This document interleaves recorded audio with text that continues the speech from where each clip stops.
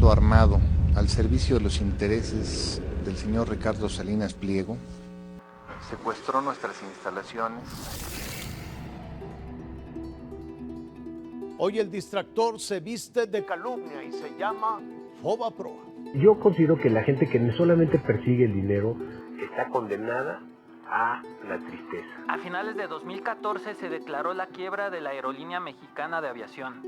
Su dueño, Gastón Azcárraga Agulló, se exilió en Estados Unidos. Fue la estocada final de la que entonces era la aerolínea más importante de América Latina. Pero el origen de esta historia de fraude, corrupción y engaño inició años antes. Y en ella, un personaje operó desde las sombras: Ricardo Salinas Pliego. Trabajadores de TV Azteca que ilegalmente ocupan estas instalaciones. Ustedes los están usando para delinquir. El Chiquihuitazo fue un evento que tuvo lugar en la madrugada del 2002, 27 de diciembre, mientras todos dormían. 2 de la mañana, viernes 27 de diciembre del 2002.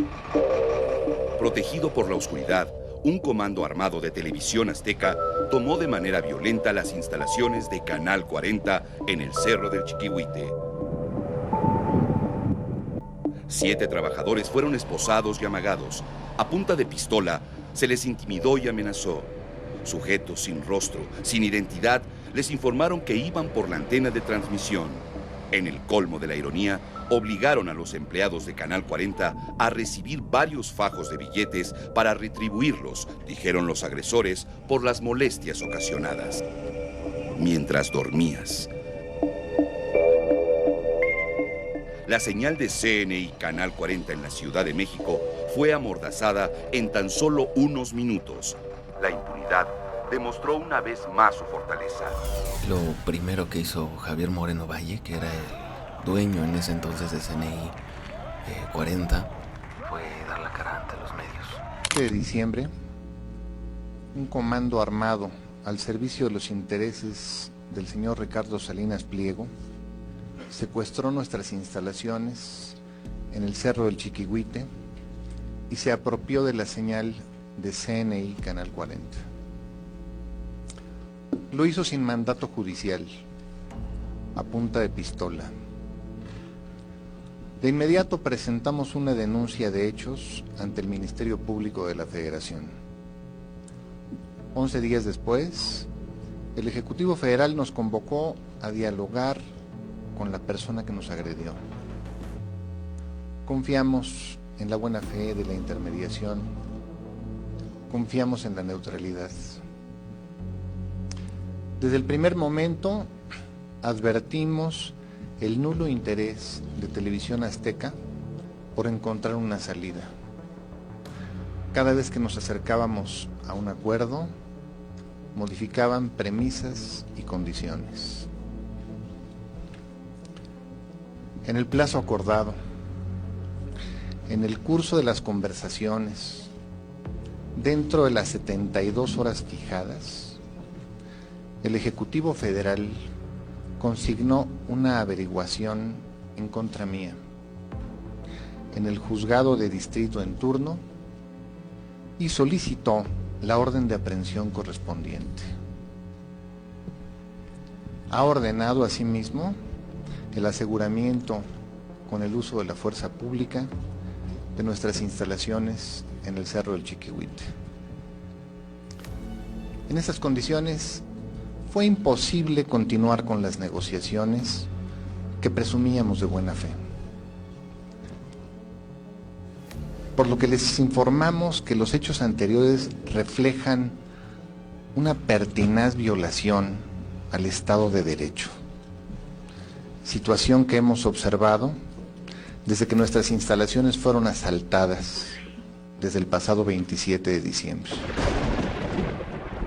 El presidente intervino, en ese entonces era Fox, pero no sirvió bastante. Y en una segunda llamada, tampoco ayudaron a las víctimas en este caso. Por la noche, el vocero de la presidencia, Rodolfo Elizondo, contrario a lo que se esperaba, anunció la posibilidad de requisar la señal de Canal 40. Sería todo lo que yo tendría que informar.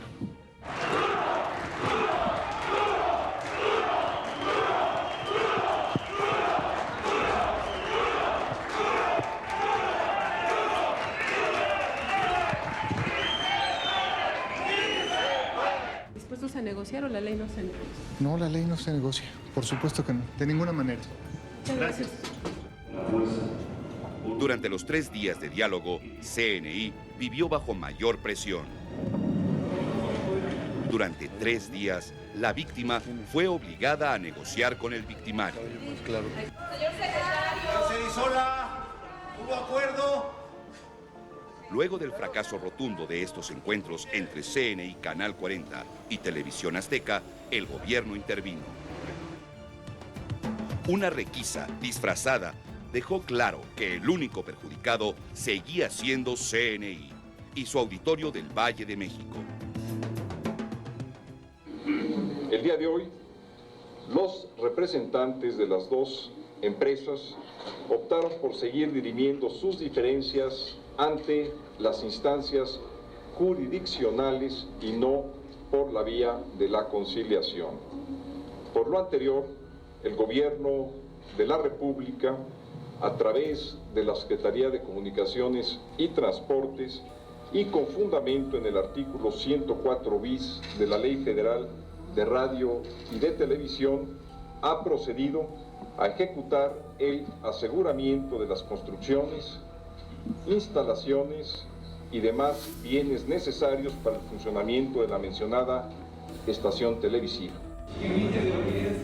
Esa noche, a pesar del anuncio gubernamental, el golpe no venció el ánimo. Sirvió para unir más al equipo de Canal 40.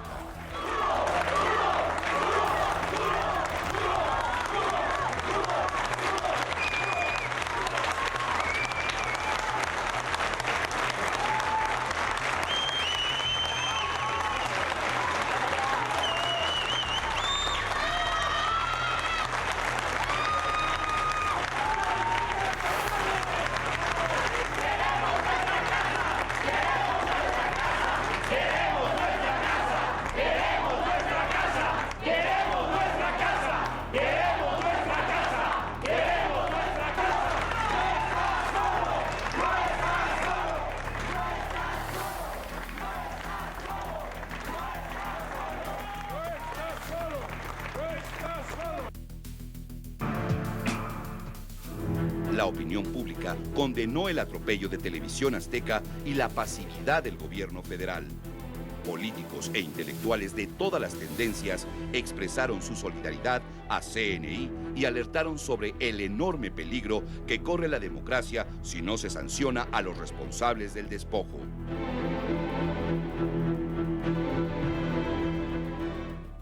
Tuvieron que pasar 3 semanas para que la PGR citara a los responsables del asalto.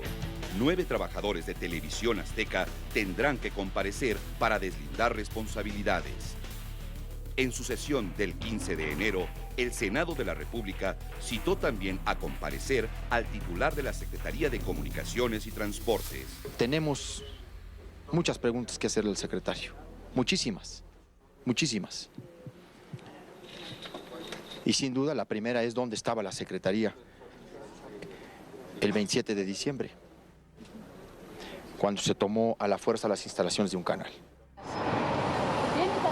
Estamos con Ciro y con Denise. Estamos con Ciro y con Denise. Muchas gracias. No se vale lo que hizo así a la fuerza, no se hacen las cosas. Te felicito, Gracias, señor. Estamos con usted, de veras. Muchas gracias. De veras. Oye, estamos volviendo al tiempo hitleriano. Con las armas quieren arreglar todo. Arriba CNI, compadre. Los televidentes y la ciudadanía en general comenzaron a sumarse a las protestas.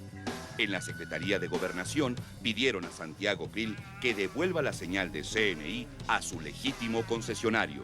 Y el comportamiento del Estado ante el conflicto de Televisión Azteca y CNI Canal 40 ha sido tan errático que nos hace suponer que va de la negligencia a la incapacidad o, lo que es peor, de la complicidad a la censura.